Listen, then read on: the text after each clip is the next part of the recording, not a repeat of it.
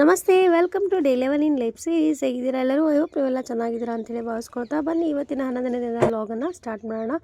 So ಬೆಳಗ್ಗೆ ಎದ್ದ ತಕ್ಷಣ ಎಳ್ನೀರು ಕುಡಿಬೇಕು ಅಂತ ಅನಿಸ್ತು. ಹಾಗಾಗಿ ನಮ್ಮ ಮನೆಯವ್ರಿಗೆ ಎಳ್ನೀರು ಕಿತ್ಕೊಂಬರಕ್ಕೆ ಹೇಳಿದೆ. ಸೊ ಕೊಟ್ಟರು, ಕುಡಿದ್ಬಿಟ್ಟು ನಂತರ ನನ್ನ ಮಗಳು ಬಂದಳು, ಹಿತಾಂಶಿ ಅಂತ ಹೇಳಿಬಿಟ್ಟು.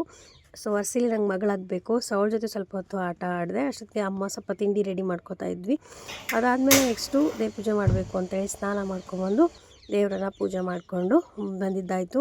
ಸೊ ನಾನು ಯಾವಾಗಲೂ ದೇವ್ರ ಹತ್ರ ಬೇಡ್ಕೊಳ್ಳೋದಿಷ್ಟೇ, ನನ್ನ ಎಲ್ಲ ಪ್ರೀತಿಯ ವೀಕ್ಷಕರನ್ನು ಯಾವಾಗಲೂ ಖುಷಿಯಿಂದ ಇಟ್ಟಿರು ಅಂಥೇಳಿ.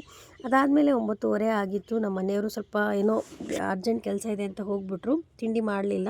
ಸೊ ವರ್ಕ್ ಫ್ರಮ್ ಹೋಮ್ ಇರೋದ್ರಿಂದ ವರ್ಕ್ ಮುಗಿಸ್ಕೊಂಡು ಅದಾದಮೇಲೆ ಒಂದು 11 ಗಂಟೆ ಹಾಗೆ ನಮ್ಮ ಮನೆಯವ್ರು ಬಂದರು. ಸೊ ಇಬ್ಬರು ಕೂಡ ತಟ್ಟೆ ಇಡ್ಲಿ ತಿಂದು ಸ್ವಲ್ಪ ಟೀ ಕುಡಿದೆ.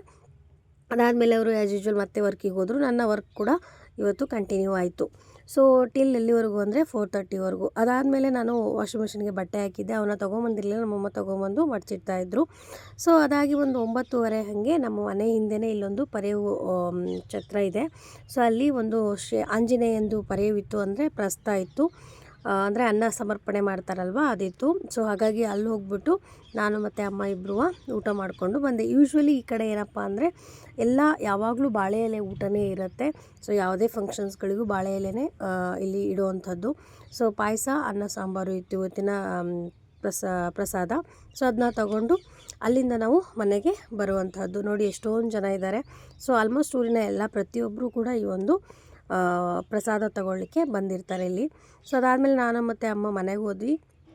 ಏನಪ್ಪ ಅಂದರೆ ಟೈಮ್ ಬಂದುಬಿಟ್ಟು ಈಗ 9:30 ಆಗಿತ್ತು. ಸೊ ನಮ್ಮನೆ ಸ್ವಲ್ಪ ಬರೋದು ಲೇಟ್ ಆಗುತ್ತೆ ಅಂದರು. ಹಾಗಾಗಿ ಇನ್ನೇನೂ ಕೆಲಸ ಇಲ್ಲ.